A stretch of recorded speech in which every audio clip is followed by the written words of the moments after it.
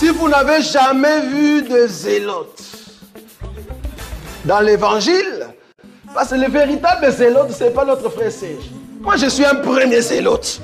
Parce que j'ai donné la définition de ces zélotes-là. Nous sommes des hommes qu'on a déjà tués depuis longtemps. Un cadavre qui marche. Parce qu'en réalité, nos vies sont cachées en Christ et Jésus ou dans le lieu céleste. Donc, si tu me touches, je suis un zélote. On n'a pas peur. L'exhortation d'aujourd'hui portera sur le fait de croire à l'écriture noir sur blanc. Alors, je vais prendre, pour commencer, un passage de l'écriture qui se trouve en Luc, au chapitre 16. Je vais prendre au verset 19. C'est la parabole de l'homme riche et de Lazare. Ce qui est important se trouve à la fin de la parabole, mais je vais quand même la lire entièrement. Donc, Luc 16, 19. Il y avait un homme riche qui s'habillait de pourpre et de fin lin et qui chaque jour menait joyeuse et brillante vie. Un pauvre du nom de Lazare était couché devant son portail couvert d'ulcères. Il aurait bien voulu se rassasier des miettes qui tombaient de la table du riche, cependant même les chiens venaient lécher ses ulcères. Le pauvre mourut et fut porté par les anges auprès d'Abraham. Le riche mourut aussi et fut enterré. Dans le séjour des morts, en proie à une grande souffrance, il leva les yeux et vit de loin Abraham avec Lazare à ses côtés. Il s'écria, « Père Abraham, aie pitié de moi et envoie Lazare pour qu'il trempe le bout de son doigt dans l'eau afin de me rafraîchir la langue, car je souffre cruellement dans cette flamme. » Abraham répondit, « Mon enfant, souviens-toi que tu as reçu tes biens pendant ta vie et que Lazare a connu les maux pendant la sienne. Maintenant, il est consolé ici et toi, tu souffres. De plus, il y a un grand abîme entre nous et vous, afin que ceux qui voudraient passer d'ici vers vous ou de chez vous vers nous ne puissent pas le faire. » Le riche dit, « Je te prie alors, Père, d'envoyer Lazare chez mon père, car j'ai 5 frères. C'est pour qu'ils les avertissent, afin qu'ils n'aboutissent pas, eux aussi, dans ce lieu de souffrance. » Abraham lui répondit, « Ils ont Moïse et les prophètes, qu'ils les écoutent. » Le riche dit, « Non, Père Abraham, mais si quelqu'un vient de chez les morts vers eux, ils changeront d'attitude. » Abraham lui dit alors, « S'ils n'écoutent pas Moïse et les prophètes, ils ne se laisseront pas persuader, même si quelqu'un ressuscite. »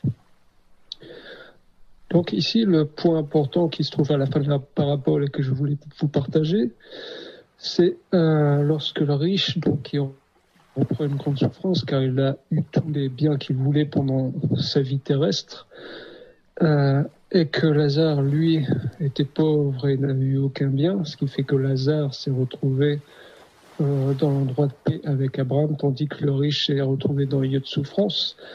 Le riche demande au père Abraham d'envoyer quelqu'un pour prévenir ses frères, afin qu'ils changent d'attitude pour pas finir dans le même lieu de souffrance que lui. Et Abraham répond, ils ont Moïse et les prophètes, qu'ils les écoutent. Et le riche répond, non, mais si quelqu'un ressuscite des morts, ils croiront. Mais Abraham lui rétorque que s'ils n'écoutent pas Moïse et les prophètes, eh bien même si quelqu'un ressuscite des morts, ils ne croiront pas. Et c'est un point important. Nous, aujourd'hui, nous avons Moïse et les prophètes. Nous avons l'écriture qui est noir sur blanc. C'est-à-dire que vous avez au moins 17 prophètes dans la Bible, sachant que la Bible, qui est un rassemblement de livres, je le répète, a été écrite par les prophètes. D'accord ? Ces écritures, on les a noir sur blanc.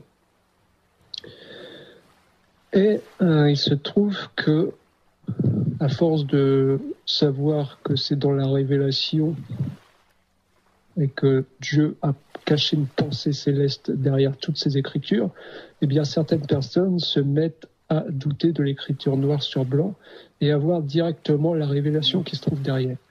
Mais quand on nous dit qu'il faut d'abord croire Moïse et les prophètes, c'est que vous faites d'abord croire ce qui est écrit noir sur blanc. C'est ce que dit Jésus aussi en Jean chapitre 3. Il dit que si vous ne croyez pas quand je vous parle des réalités terrestres, comment croirez-vous quand je vous parlerai des réalités célestes ? Si vous ne croyez pas l'écriture noir sur blanc, comment croirez-vous à la révélation ?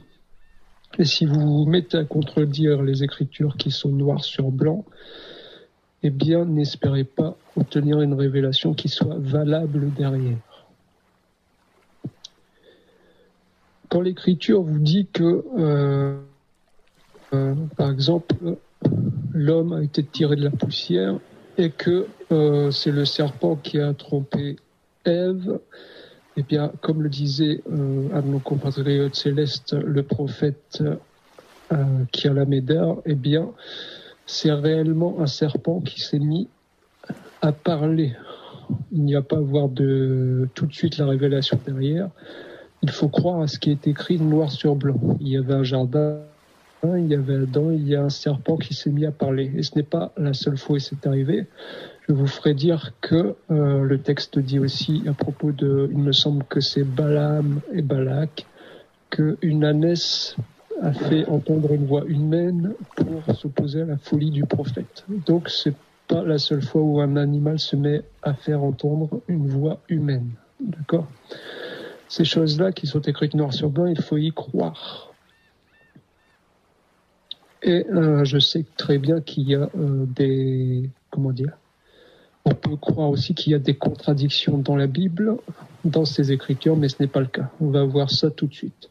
Sachez, et c'est le point de l'exhortation, que si vous croyez qu'il y a contradiction, eh bien, il y a une explication. C'est juste que l'explication ne se trouve pas forcément dans le texte que vous êtes en train de lire, mais il peut se trouver autre part dans la Bible. Donc, je vais prendre quelques exemples de ce qui peut paraître des contradictions dans l'écriture noir sur blanc, afin que vous ne vous mettiez plus à contredire les écritures, mais bien à y croire et à les laisser telles quelles. Alors, on va prendre ce qui peut paraître une contradiction, mais qui n'en est pas une. On va prendre une première, c'est en Matthieu chapitre 4, verset 18. Alors, Matthieu chapitre 4, on prend ça tout de suite.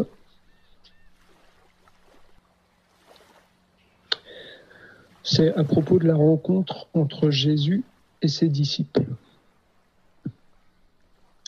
Matthieu chapitre 4, verset 18. Voici ce qui est écrit. Là, on parle de Jésus-Christ. Comme il marchait le long du lac de Galilée, il vit deux frères. Simon, appelé Pierre, et son frère André, qui jetaient un filet dans le lac. C'étaient en effet des pêcheurs. Il leur dit, « Suivez-moi, et je ferai de vous des pêcheurs d'hommes. » Aussitôt, ils laissèrent les filets et le suivirent. Il alla plus loin et vit deux autres frères, Jacques, fils de Zébédée, et son frère Jean, qui étaient dans une barque avec leur père Zébédée, et qui réparaient leurs filets. Il les appela, et aussitôt ils laissèrent la barque et leur père, et le suivirent. Jésus parcourait toute la Galilée, il enseignait dans les synagogues, proclamait la bonne nouvelle du royaume, et guérissait toute maladie et toute infirmité parmi le peuple. Donc là, quand on lit Matthieu chapitre 4, verset 18, on a l'impression que c'est la première rencontre entre Jésus et Simon, et aussi les fils de Zébédée, c'est-à-dire Jacques et Jean. Mais on va aller voir dans le livre de Jean. Je prends ça tout de suite. Jean chapitre 1 au verset 35. Donc là, je vous ai lu la première version, la version de Matthieu, où il nous semble que c'est la première rencontre entre Pierre et Jésus et entre Jean, Jacques et Jésus. Mais voici ce que dit le livre de Jean au chapitre 1, verset 35. Donc ces faits, là, dans les livres de Jean, se passent tout de suite après le baptême de Jésus-Christ. Voici ce que nous dit le verset 35, le lendemain du baptême de Jésus-Christ. Le lendemain, Jean, quand on dit Jean ici, c'est Jean-Baptiste, le lendemain, Jean était encore là avec deux de ses disciples. Il vit Jésus passer et dit « Voici l'agneau de Dieu ». Les deux disciples entendirent prononcer ces paroles et suivirent Jésus.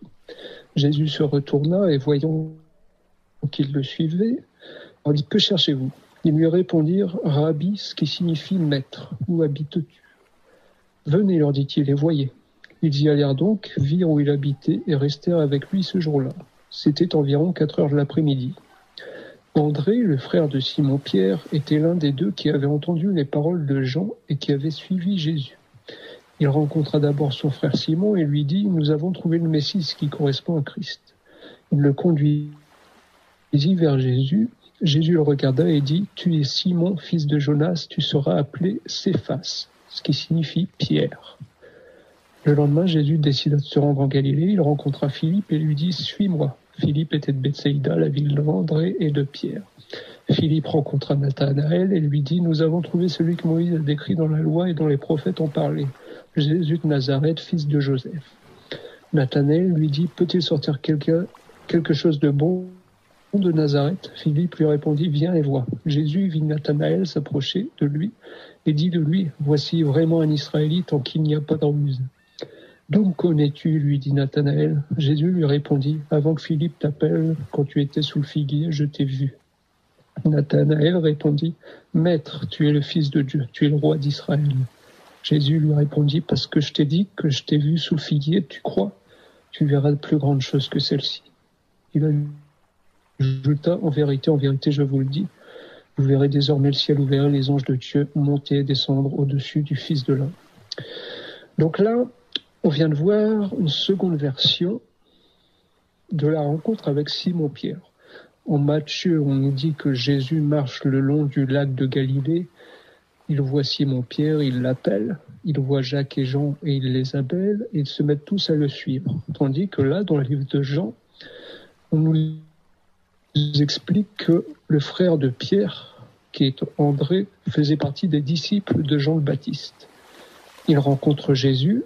Et c'est André, le frère de Pierre, qui vient et qui lui dit « Nous avons trouvé le Messie » et qui conduit Pierre vers Jésus. Donc vous voyez ici que vous avez deux versions différentes de ce qui peut paraître être la rencontre avec Simon-Pierre. Et si vous ne faites pas attention à ce que dit le texte plus tôt, eh bien, vous allez croire qu'il y a une grosse contradiction entre ces rencontres. Mais regardez ici dans le livre de l'apôtre Jean. Ici, dans le livre de l'apôtre Jean, c'est le lendemain du baptême de Jésus-Christ. Jean le Baptiste est encore dehors. Jean le Baptiste est encore en train de baptiser. Il est suivi par ses disciples. Par contre, si on retourne dans le livre de Matthieu, regardez bien ce qui est écrit. C'est là qu'il faut faire très attention quand on lit et qu'il faut lire attentivement. Alors, c'était en Matthieu, chapitre 4.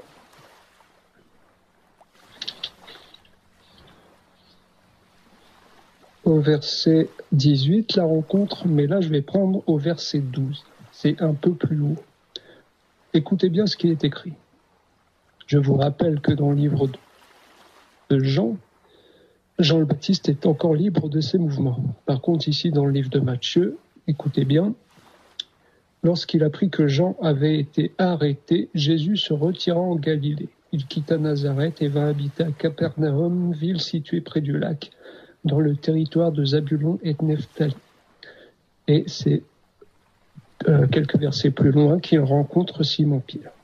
Donc, dans le livre de l'apôtre Jean, Jean le Baptiste était encore libre de ses mouvements lorsque André amène Pierre vers Jésus, alors que là, dans le livre de Matthieu, on nous indique bien que Jésus vient d'apprendre que Jean le Baptiste a été arrêté.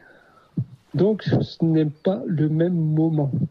La vraie rencontre entre Jésus et Simon-Pierre se trouve en Jean chapitre 1, lorsque André fait disciple de Jean le Baptiste et qu'il amène Simon-Pierre, son frère, pour rencontrer Jésus. Mais ici, en Matthieu, ça se situe bien plus loin. Jean le Baptiste vient tout juste d'être arrêté, ce qui mènera plus tard à sa mort en prison. Et Jésus marche le long du lac de Galilée et dit à Simon-Pierre de le suivre. D'ailleurs, si vous regardez bien le texte de Matthieu, on ne dit nulle part que c'est la première rencontre entre Simon-Pierre et Jésus. On vous dit seulement que Jésus est en train de marcher le long du lac, qu'il appelle Pierre, puis qu'ensuite il appelle Jean et son frère.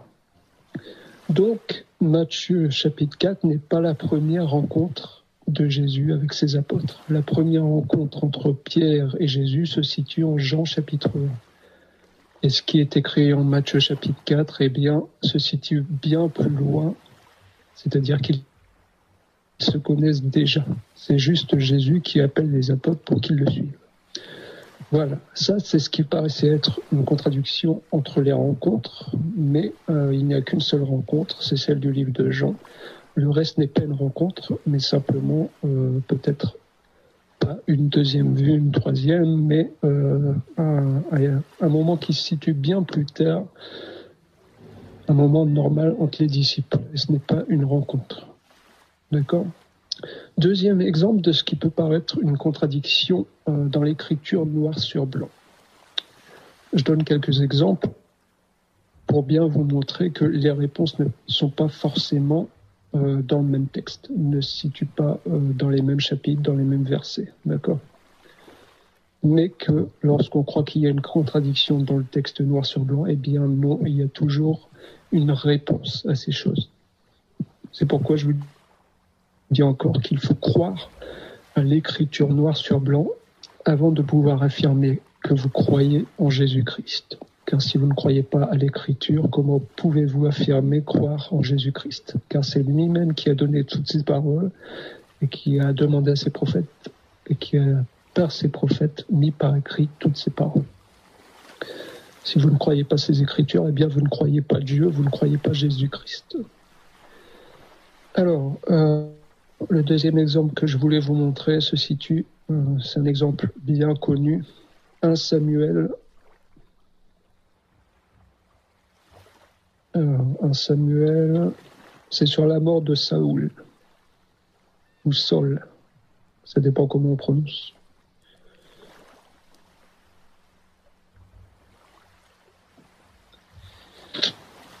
Sachant que 1 Samuel et 2 Samuel, les livres écrits par le prophète Samuel, donc, vous avez une première version de la mort de Saul en 1 Samuel 31 et une deuxième version de la mort de Saul en 2 Samuel au premier chapitre. Seulement, il faut savoir qu'à la base, comme l'indique la Bible, eh bien, c'est ce livre de Samuel, 1 Samuel et 2 Samuel, ne faisait à la base qu'un seul livre. D'accord ? Mais il a été découpé en deux. C'est la même personne, c'est le prophète qui a écrit ces livres. Donc, si vous croyez qu'il y a une contradiction entre ces deux livres, eh bien, sachez que c'est la même personne qui a écrit le livre. Est-ce que la personne qui a écrit le livre a fait volontairement une contradiction ? Je ne le crois pas. Et vous allez voir que ce n'est pas réellement une contradiction. Alors, je vais prendre 1 Samuel chapitre 31. Je vais commencer au verset 1. Ça raconte l'histoire de la mort. Les Philistins livrèrent bataille à Israël et les Israélites prirent la fuite devant eux. Ils tombèrent morts sur le mont Gilboa. Les Philistins rattrapèrent Saul et ses fils. Ils tuèrent Jonathan, Abinadab et Malchishua, les fils de Saul. L'effort du combat porta sur Saul. Les archers le touchèrent et le blessèrent grièvement. Saul dit alors à son porteur d'armes, « Tire ton épée et transperce-moi, sinon ce seront ces incirconcis qui viendront faire et ils me feront subir leur mauvais traitement. » Son porteur d'armes ne voulut pas le tuer, car il était rempli de peur. Alors Saul prit son épée et se jeta dessus. Voyant Saul mort, son porteur d'armes se jeta aussi sur son épée, et il mourut avec lui. C'est ainsi que Saul et ses 3 fils, son porteur d'armes et tous ses hommes moururent en même temps, dans cette journée. Donc là, vous avez une première version de la mort du roi Saul, d'accord ? Qui se trouve en 1 Samuel chapitre 31. Mais maintenant, on va lire la seconde version, qui se trouve en 2 Samuel au chapitre 1. Et je rappelle que c'est le même prophète, la même personne qui a écrit ces deux versions. 2 Samuel chapitre 1, verset 1. Après la mort de Saul, David, qui avait battu les Amalécites, était revenu à Tsiklag. Il y passa 2 jours. Le 3e jour, un homme arriva du camp de Saul, les habits déchirés et la tête couverte de terre. Lorsqu'il fut en présence de David, il se jeta par terre et se prosterna. David lui demanda « D'où viens-tu » L'homme lui répondit « Je me suis échappé du camp d'Israël. » David lui dit, que s'est-il passé? Dis-le-moi donc. Il répondit, le peuple s'est enfui du champ de bataille. Beaucoup d'hommes sont tombés et sont morts. Même Saul et son fils Jonathan sont morts. David dit au jeune homme qui lui a apporté ces nouvelles, comment sais-tu que Saul et son fils Jonathan sont morts? Le jeune homme qui lui a apporté ces nouvelles répondit alors, je me trouvais sur le mont Gilboa. Or, Saul s'appuyait sur sa lance, et les chars et les cavaliers le serraient de près. Il s'est retourné, m'a aperçu et m'a appelé. J'ai dit, me voici. Il m'a demandé, qui es-tu? Je lui ai répondu, je suis Amalécite. Il a dit, approche-toi donc et donne-moi la mort, car je me sens mal, même si je suis encore plein de vie. Je me suis approché de lui et lui ai donné la mort, sachant bien qu'il ne survivrait pas à sa défaite. J'ai retiré la couronne qui était sur sa tête et le bracelet qu'il avait au bras, et je te les apporte ici, mon Seigneur. David attrapa ses habits et les déchira, tous les hommes qui étaient auprès de lui firent de même. Donc là, dans la première version de la mort de Saul, en 1 Samuel chapitre 31, on nous indique que Saul s'est tué lui-même en se jetant sur son épée, parce qu'il a d'abord demandé à son porteur d'armes de le tuer, mais celui-ci n'a pas voulu, donc Saul s'est jeté sur son épée et s'est tué lui-même. D'accord ? Par contre, quand on regarde la deuxième version de la mort de Saul en 2 Samuel au chapitre 1er, un Amalécite vient dire à David que c'est lui-même qui a mis à mort Saul, parce qu'il savait très bien que Saul n'aurait pas supporté sa défaite.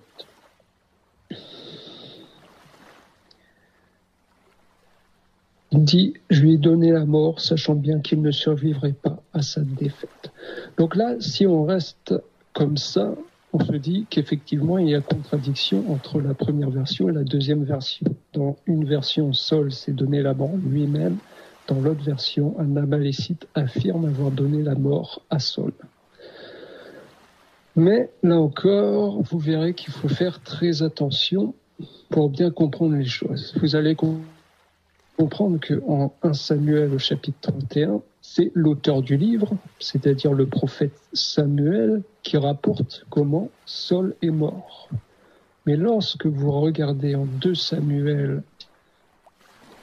au chapitre 1er, ce n'est plus Samuel qui raconte comment Saul est mort, mais là, il retranscrit les paroles d'un Amalécite.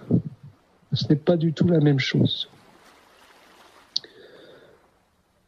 1 Samuel 31, c'est donc la mort qui est rapportée par le prophète, noir sur blanc.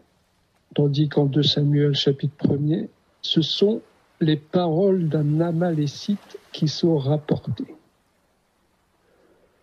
Mais rien ne nous dit que cet Amalécite dit la vérité. Parce que regardez bien ce que dit David en 2 Samuel au chapitre 4. Verset 8. Je vais prendre au verset 9 plutôt. Voici ce que dit David. David répondit à Récab et à son frère Bana, les fils de Raymond de Béhéroth, l'Éternel qui m'a délivré de tout danger est vivant. Celui qui est venu me dire « Saul est mort » et qui croyait m'annoncer une bonne nouvelle, je l'ai fait arrêter et tuer à Tsiklag pour lui donner le salaire de son message. Donc là, on voit bien que lorsque l'Amalécite, et c'est confirmé par David, lorsque l'Amalécite vient rapporter à David qu'il a mis lui-même Saul à mort, il croyait rapporter à David une bonne nouvelle. D'accord ?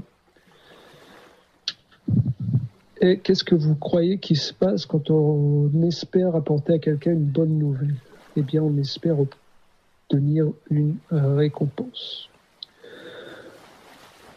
C'est pour ça qu'entre les deux versions, eh bien, c'est celle du prophète Samuel qui a rapporté la mort de Saul qui est la bonne. Parce que lorsque le prophète Samuel rapporte les paroles de l'Amalécite, eh bien, c'est ce que c'est, les paroles d'un Amalécite. Les paroles d'un Amalécite qui croit rapporter de bonnes nouvelles à David en lui affirmant qu'il a lui-même mis Saul à mort.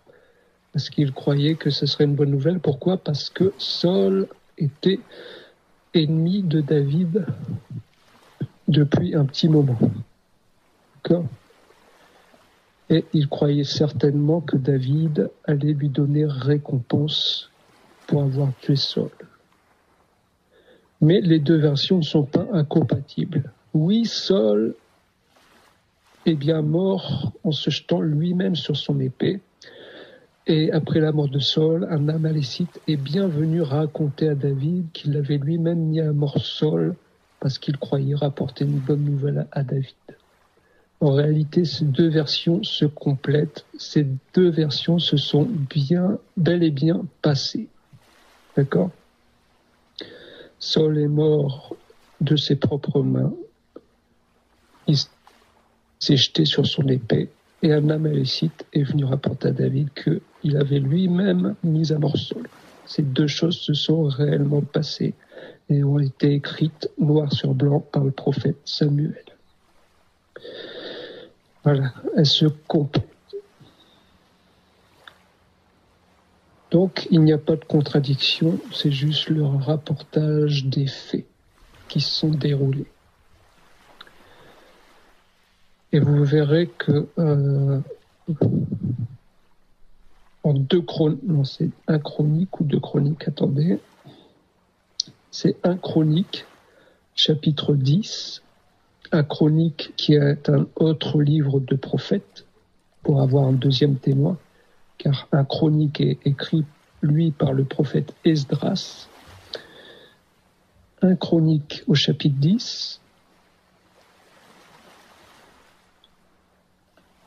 Voici ce qui est écrit, voici ce que rapporte le prophète Esdras concernant la mort de Saul.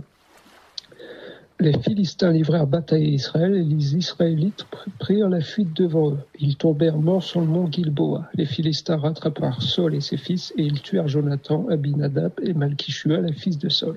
L'effort du combat porta sur Saul, les archers le touchèrent et le blessèrent. Saul dit alors à son porteur d'armes, « Tire ton épée et transperce-moi, sinon ce sont ces incirconcis qui viendront et ils me feront subir leur mauvais traitement. » Son porteur d'armes ne voulut pas le tuer car il était rempli de peur. Alors Saul prit son épée et se jeta dessus. Voyant Saul mort, son porteur d'armes se jeta aussi sur son épée et il mourut. Donc ici, le prophète Esdras confirme bien la version du prophète Samuel, à savoir que Saul s'est jeté lui-même sur son épée pour se donner la mort, afin que ce ne soient pas les incirconcis qui viennent le tuer.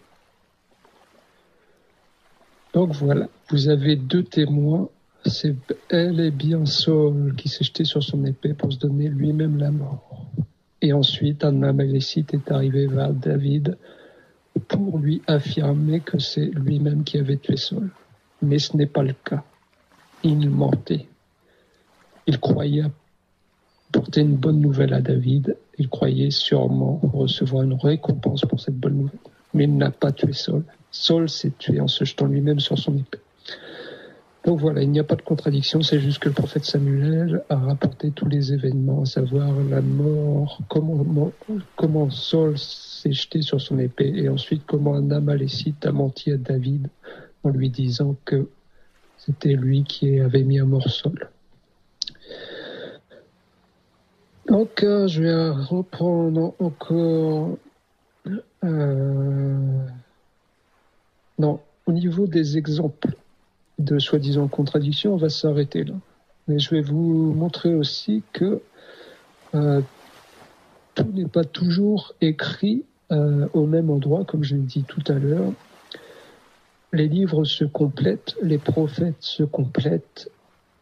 Et par exemple, la création du monde, qui est décrite en Genèse chapitre 1, eh bien, elle ne commence en réalité pas en Genèse chapitre 1, mais vous avez d'autres passages dans les autres Écritures qui montrent ce qui s'est passé avant Genèse chapitre 1.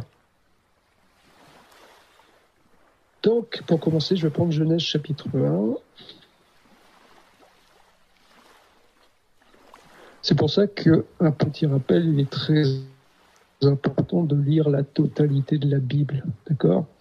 Parce que si, par exemple, vous voulez connaître ce qui s'est passé dès le départ, eh bien, ça ne commence pas en Genèse. Okay ? Ça peut commencer en Psaume, ça peut commencer en Proverbes, Donc, voilà, il est très important de lire tous les livres et de connaître toute la Bible. Si vous avez des doutes sur l'écriture noir sur blanc, sachez qu'il y a forcément une réponse dans un autre livre présent dans la Bible.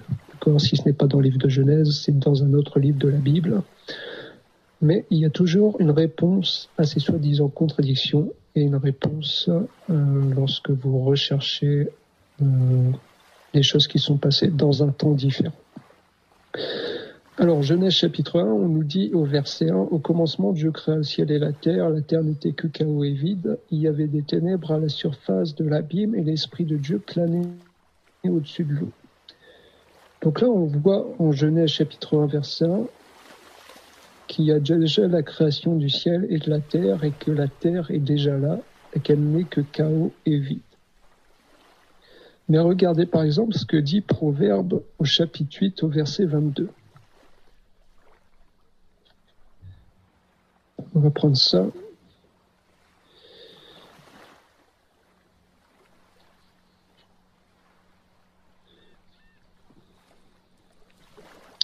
Ici, Proverbe chapitre 8 nous parle de la sagesse. Regardez bien ce qui est écrit. Je prends le verset 22. On parle ici de la sagesse. L'Éternel me possédait au commencement de son activité, avant ses œuvres les plus anciennes. Regardez bien ce qui est écrit. J'ai été établi depuis l'éternité, dès le début, avant même que la terre existe. Donc là, on vient de voir en Genèse qu'il y a création de la terre, mais si on va voir dans le livre de Proverbes, on nous rapporte que dès l'éternité, bien avant la création de la terre, eh bien, l'Éternel possédait la sagesse. Et elle dit, j'ai été établi depuis l'éternité, dès le début, avant même que la terre existe. J'ai été mis au monde quand il n'y avait pas de mer. La création de la mer, toujours, vous la voyez en Genèse chapitre 1. Il n'y avait pas de source chargée d'eau. Avant que les montagnes ne soient formées, avant que les collines n'existent, j'ai été mis au monde. Il n'avait encore fait ni la terre, ni les campagnes, ni le premier grain de poussière du monde. Lorsqu'il a disposé le ciel, j'étais là. Lorsqu'il a tracé un cercle à la surface de l'abîme, lorsqu'il a placé les nuages en haut et que les sources de l'abîme ont jailli avec force, lorsqu'il a fixé une limite à la mer pour que l'eau n'en franchisse pas les bords, lorsqu'il a tracé les fondations de la terre, j'étais à l'œuvre à ses côtés. Je faisais tous les jours son plaisir, jouant constamment devant lui, jouant dans le monde sur sa terre, et trouvant mon plaisir parmi les hommes. Et maintenant, mes fils, écoutez-moi, heureux ceux qui persévèrent dans mes voies. Donc ici, on parle de la sagesse, mais d'une manière personnifiée. C'est-à-dire comme si la sagesse était un homme. Okay ? Et en effet, la sagesse, c'est tout un homme. Parce qu'écoutez bien ce que dit Jésus-Christ en Luc, chapitre 7. Luc,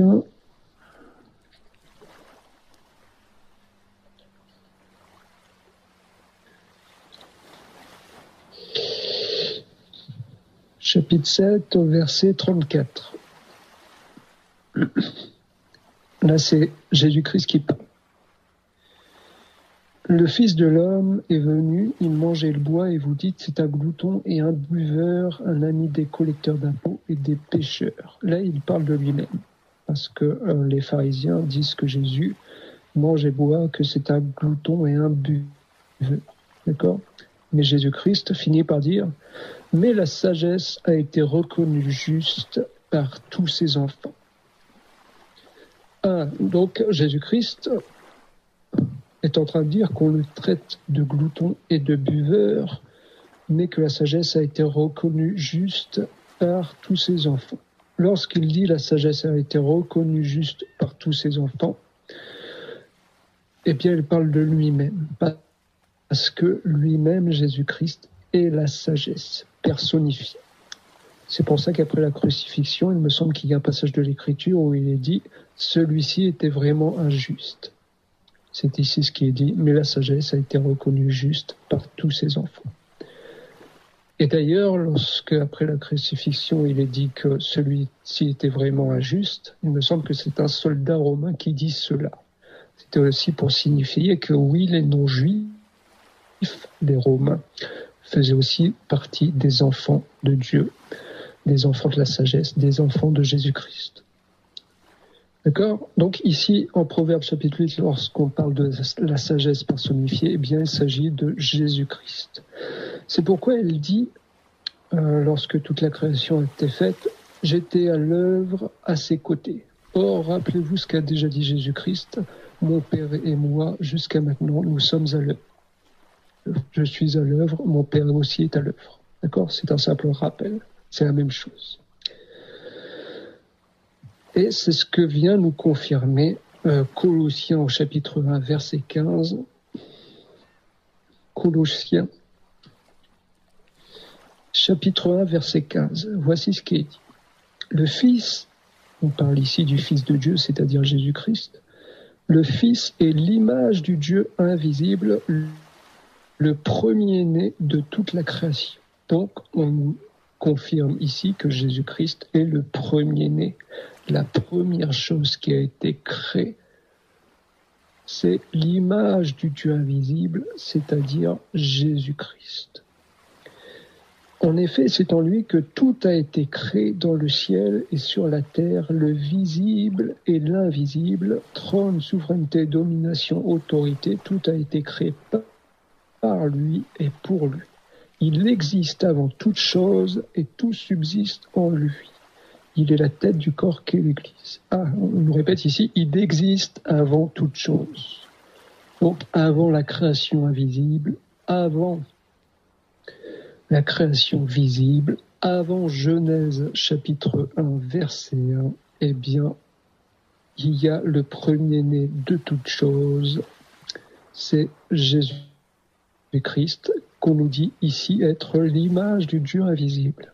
Donc vous connaissez désormais que la toute première chose que Dieu a créée, eh bien, il s'est créé une image visible. Il s'est créé une représentation visible de lui-même, qui est invisible. D'accord ?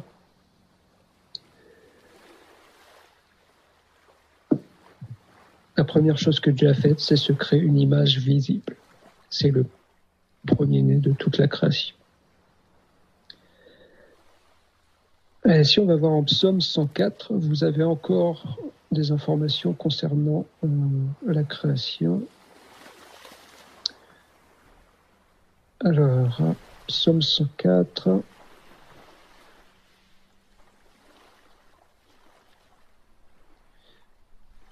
Je vais prendre au verset 1. Voici ce qui est dit. Bénis l'Éternel, mon âme. Éternel, mon Dieu, tu es infiniment grand, tu es revêtu de splendeur et de magnificence. L'Éternel s'enveloppe de lumière comme d'un manteau, il étend le ciel comme une tente. Il construit sa demeure au-dessus de l'eau, il fait des nuages son char, il s'avance sur les ailes du vent. Il a établi la terre sur ses fondements, elle ne sera jamais ébranlée. Donc là, c'est pareil. Psaume chapitre 104 se déroule avant Genèse chapitre 1. Regardez ce qui est premièrement dit. Tu es revêtu de splendeur et de magnificence. L'Éternel s'enveloppe de lumière comme d'un manteau. Et regardez bien ce qui est dit. Il étend le ciel comme une tente. Or, vous savez tous ce qu'a dit l'apôtre Pierre en parlant de son corps de chair. Il dit qu'il quittera bientôt son corps qui n'est qu'une tente. D'accord ? Donc ici, quand l'Éternel Dieu, quand il est dit que l'Éternel a déployé le ciel comme une tente, c'est une référence directe au fait que la première chose que Dieu a faite, c'est se former un corps. Le corps qui est une tente. D'accord ? Il s'est donné une image visible. Et il est écrit ensuite, il construit sa demeure au-dessus de l'eau, il fait des nuages son char, il s'avance sur les ailes du vent. Là, vous retournez à Genèse chapitre 1, regardez bien, il construit sa demeure au-dessus de l'eau. Or, qu'est-ce qui est écrit en Genèse chapitre 1 ? L'Esprit de Dieu planait au-dessus de l'eau. D'accord ? Donc il y a directement une liaison entre ces deux passages de deux écritures différentes, entre le Psaume et Genèse. Psaume qui se passe avant Genèse, tout comme Proverbe chapitre 8 se passe avant Genèse. Donc, dans les Écritures, il faut savoir aussi, c'est un rappel pour beaucoup, que tout n'est pas chronologique forcément. C'est pour ça qu'il faut aussi avoir une vision globale de tous les livres de la Bible, qui compte, je le rappelle, 66 livres, à peu près. Et enfin, une dernière chose, c'est que deux écritures parfois se complètent aussi. Parfois, il y a des petits détails que vous ne pouvez pas savoir. Oui, sœur Muriel, je répondrai à la fin, si tu veux bien. Garde la question de côté, je te répondrai à la fin. Ouais. Donc, juste pour le détail, je vais prendre par exemple le baptême de Jésus-Christ. On va prendre Matthieu en premier. J'ai bientôt fini. Un peu de patience à tous. Alors, c'est Matthieu chapitre 3. Je vais prendre le verset 15. Voici ce que dit l'Écriture. Il s'agit ici du baptême de Jésus-Christ par Jean le Baptiste. Jésus lui répondit, « Laisse faire maintenant, car il est convenable que nous accomplissions ainsi tout ce qui est juste. » Et Jean ne lui résista plus. Dès qu'il fut baptisé, Jésus sortit de l'eau. Alors le ciel s'ouvrit pour lui, et il vit l'Esprit de Dieu descendre comme une colombe et venir sur lui. Au même instant, une voix se fit entendre du ciel, ces paroles. « Celui-ci est mon Fils bien-aimé qui a toute mon approbation. » Donc là, beaucoup utilisent souvent cette écriture pour dire que, vous voyez, regardez, Jésus-Christ est comme tous les disciples, l'Esprit est venu sur lui comme une colombe. Ils utilisent ce verset pour indiquer donc que Jésus n'est pas Dieu, puisqu'il a été baptisé du Saint-Esprit lui aussi.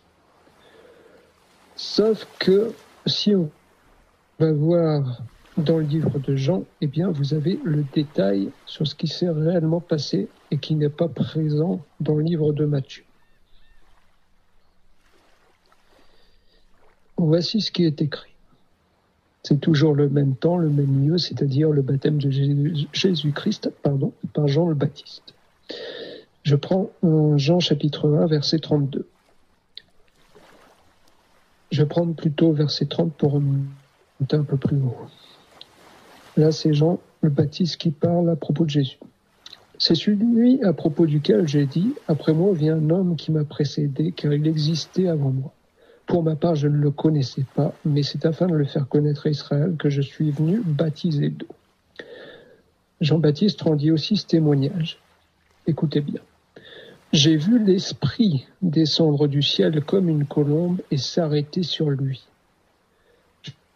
Je ne le connaissais pas, mais celui qui m'a envoyé baptiser d'eau m'a dit, « Celui sur qui tu verras l'Esprit descendre et s'arrêter, c'est lui qui baptise du Saint-Esprit. Et moi, j'ai vu et j'atteste qu'il est le Fils de Dieu. » Donc voilà, dans le livre de Matthieu, lorsque Jésus se fait baptiser, on nous indique simplement que l'Esprit est descendu sur Jésus comme une colombe. Par contre, si on va voir dans le livre de l'apôtre Jean, lui explicite que c'est bel et bien une vision qu'a reçue Jean le Baptiste et que Dieu a dit à Jean le Baptiste, celui sur qui tu verras l'Esprit descendre, eh bien c'est lui qui baptise du Saint-Esprit. Donc cette vision de la colombe qui descend sur Jésus n'était qu'un signe donné par Dieu à Jean le Baptiste afin qu'il reconnaisse que Jésus est bel et bien celui qui baptise du Saint-Esprit. D'accord ? Si on n'a pas ce détail-là, on peut se dire que Jésus est un disciple comme tous les autres, qui a reçu l'Esprit Saint, et donc il n'est pas Dieu. Mais ce n'est pas le cas. cette vision de la colombe qui descend sur Jésus-Christ, eh bien, c'était un signe donné par Dieu, comme quoi Jésus-Christ est celui qui baptise d'Esprit Saint. Vous pouvez alors comprendre que lorsque Jésus-Christ est baptisé d'Esprit Saint, eh bien, c'est lui-même qui s'est baptisé d'Esprit. C'est lui-même, le Dieu éternel, qui a donné ce signe, lui-même Jésus-Christ, d'accord, qui est le Dieu de toute éternité.